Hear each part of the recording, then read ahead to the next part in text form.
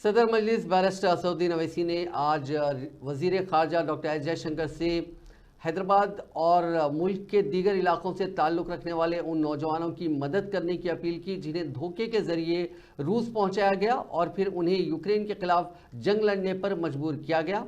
अब तक मुख्तलिफ वाक़यात में तकरीबन 1 दर्जन हिंदुस्तानियों के इस जंग में शामिल होने की खबरें आई हैं। उनमें से 3 का ताल्लुक हैदराबाद से है। इनकी पहचान मोहम्मद अफशा, अरबाब हुसैन और ज़ुहूर अहमद के नाम से हुई है। वहीं कर्नाटका के 3 और नौजवान हैं। साथ ही गुजरात और उत्तर प्रदेश के नौजवानों के नाम भी सामने आए हैं। इन सभी को एजेंट ने ये कहकर धोखा दिया कि उन्हें रशिया में कोई नौकरी मिलेगी, खासकर सिक्योरिटी गार्ड की नौकरी मिलेगी। लेकिन जब वो रशिया पहुंचे तो धोखे से उन्हें रशिया की प्राइवेट आर्मी में शामिल कर दिया गया और बिना कोई ट्रेनिंग के उन्हें मैदान जंग में भेज दिया गया।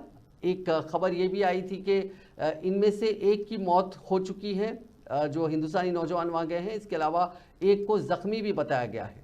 तो हमारे जैसा आपने कहा है कि हमारे देश के 12 के करीब लड़के जिनको धोखा देकर, नौकरी का धोखा देकर इनको रशिया लेकर गए और वहाँ पर एजेंट्स ने इनको कहा कि सिक्योरिटी में काम करना है, बिल्डिंग की सिक्योरिटी में, और उसके बाद इनको धोखा देकर ले जाकर वॉर फ्रंट पर रशिया यूक्रेन की जहाँ जंग हो रही है वहाँ पर इनको लेकर चले गए।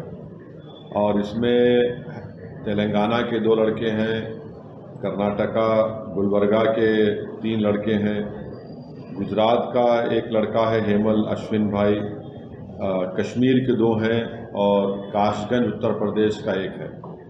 इन पीड़ित परिवार के ज़िम्मेदारों ने मुझसे मुलाकात की तो मैंने दिसंबर के महीने में हमारे फॉरेन अफेयर्स मिनिस्टर जनाब जयशंकर साहब को लेटर लिखा। फिर हमारे भारत के जो एम्बेसडर रशिया में हैं उनको मैंने लेटर लिखा और इनके फैमिलीज बहुत परेशान हैं।